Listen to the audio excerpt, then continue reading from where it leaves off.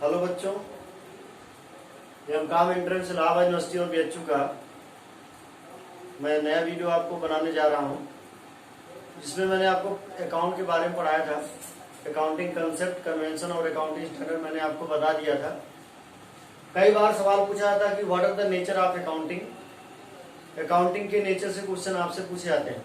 जैसे financial accounting का इस्तेमाल हम कहाँ करते हैं, कास्ट अकाउंटिंग का इस्तेमाल हम कहाँ करते हैं, इनकम टैक्स अकाउंटिंग का इस्तेमाल कहाँ करते हैं, मैनेजमेंट अकाउंटिंग का इस्तेमाल कहाँ करते हैं, सोशल रिस्पॉन्सिबिलिटीज अकाउंट क्या है, इसका इस्तेमाल कहाँ करते हैं, ह्यूमन रिसोर्स अकाउंटिंग क्या है, इसका इस्तेमाल कहाँ करते हैं।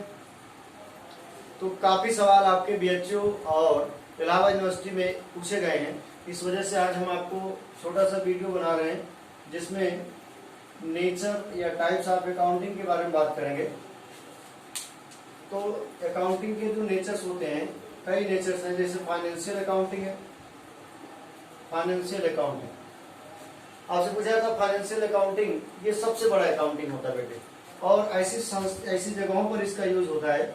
इसका इस्तेमाल हम लोग करते हैं जहां पर फाइनेंशियल कंपनियां हों, फाइनेंशियल इंस्टीट्यूशन हो, फाइनेंशियल कंसर्न, बड़ी बड़ी कंपनियां, joint stock companies, banking companies, insurance company, इनका इस्तेमाल जहां होता है वहां या तो सेल का काम होता है या तो सर्विस वर्क होता है। या तो सेल का काम होगा बच्चों, या तो सर्विस का वर्क होगा। ये बात आपको ध्यान में रखना है, बहुत अच्छे तरीके से इसको आप समझ लीजिए। फिर दूसरा अकाउंट जो है, कास्ट अकाउंटिंग की बात होती है। वैसे तो दुनिया का हर अकाउंट जो पैदा हुआ है फाइनेंशियल अकाउंट के थ्रू आया है। और फाइनेंशियल अकाउंट का ओरिजिन आप जानते होंगे, इसका ओरिजिन जो है 1494 के टाइम पर होता है। लूकस पैसिओली अकाउंटिंग के फादर थे। सुमा डी अर्थमेटिका इनकी बुक आई थी पहली। तो कास्ट अकाउंटिंग का इस्तेमाल हम लोग कहाँ करते हैं, ध्यान रखेंगे। इसका इस्तेमाल वहां करते हैं जहां पर मैन्युफैक्चरिंग इंडस्ट्रीज होती है, निर्माण का काम होता है, मैन्युफैक्चरिंग कंसर्न, ये आपको ध्यान रखना है। जैसे सीमेंट इंडस्ट्री है, तो सीमेंट इंडस्ट्री में फाइनेंशियल कंसर्न यूज नहीं होगा। जहां प्रोडक्शन का काम होगा वहां मैन्युफैक्चरिंग कंसर्न इस्तेमाल होता है। तो इन यहाँ काम ज्यादातर किस चीज का होता है, प्रोडक्शन या कंस्ट्रक्शन का होता है, ध्यान रखिएगा। कई बार आपसे सवाल पूछा जाता है कि जहां पर प्रोडक्शन और कंस्ट्रक्शन का वर्क होता है वहां पर कास्ट अकाउंटिंग यूज होता है कि फाइनेंशियल अकाउंटिंग यूज होता है, तो आपका जवाब होगा कि कास्ट अकाउंटिंग यूज होता है बच्चों। फिर नेक्स्ट अकाउंटिंग जो आपका आता है, इसमें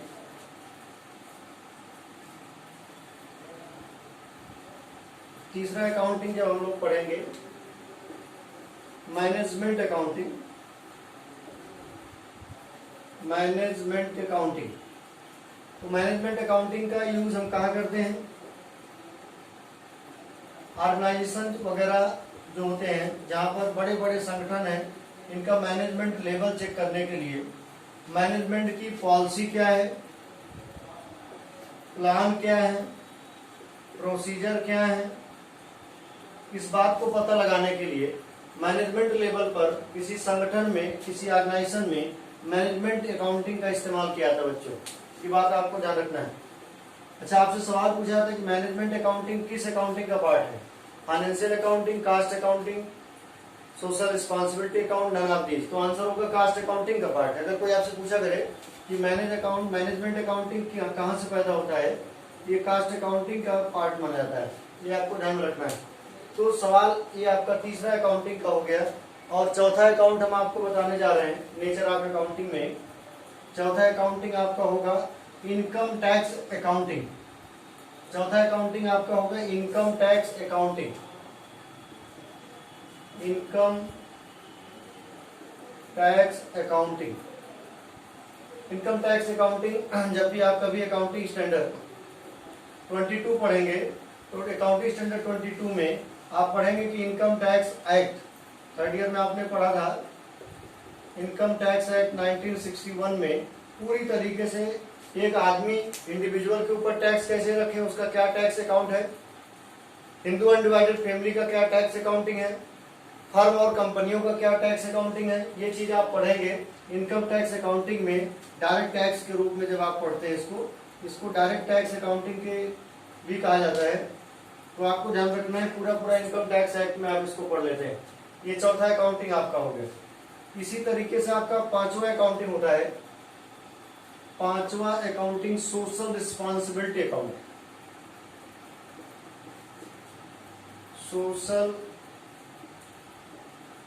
रिस्पॉन्सिबिलिटी अकाउंट।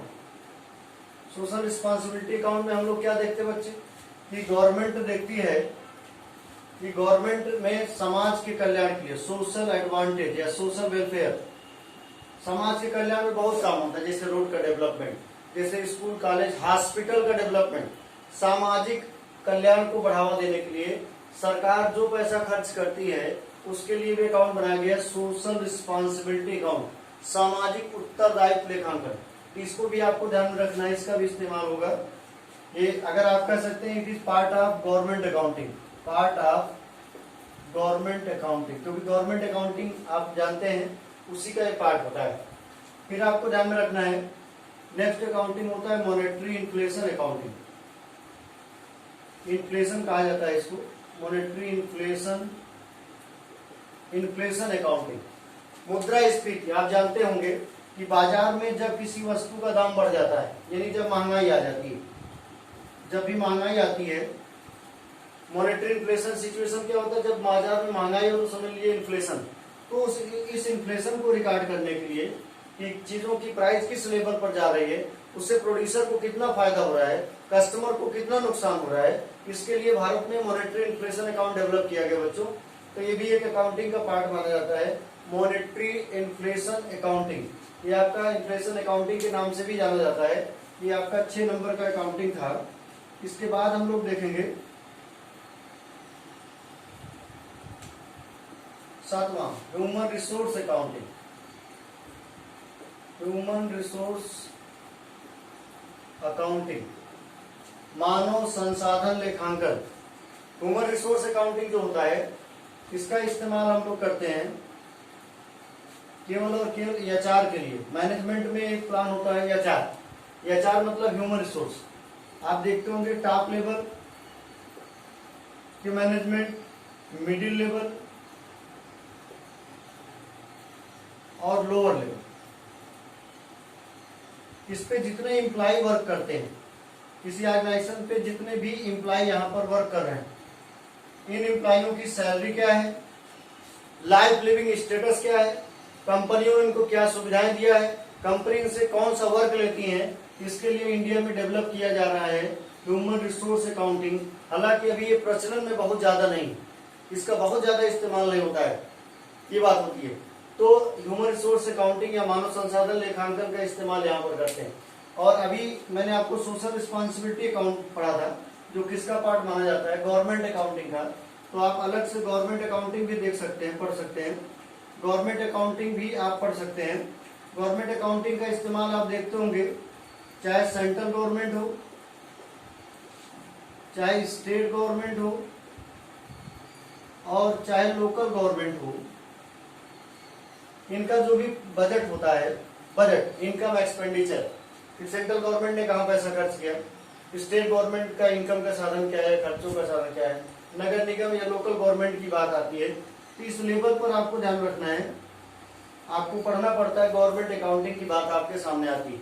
ये छोटा सा एक टॉपिक था आपका नेचर ऑफ अकाउंटिंग, जहां से आपके एंट्रेंस में 2-3 सवाल पूछे जाते हैं। जैसे मैं आपको बता दूं, आपसे सवाल पूछा जाएगा कि इनकम टैक्स अकाउंटिंग किस अकाउंटिंग स्टैंडर्ड में, इनकम टैक्स अकाउंटिंग स्टैंडर्ड 22 में सवाल पूछा गया। अब जब आपको पता होगा, और इनकम टैक्स अकाउंटिंग में हम पढ़ते क्या है, एक आदमी के ऊपर टैक्स कैसे लगता है, फर्म के ऊपर कैसे लगता है, कंपनियों के ऊपर कैसे लगता है, ये ओपी बॉडी ऑफ इंडिविजुअल के ऊपर कैसे टैक्स लगता है, या क्या ह्यूमन रिसोर्स अकाउंटिंग भी है।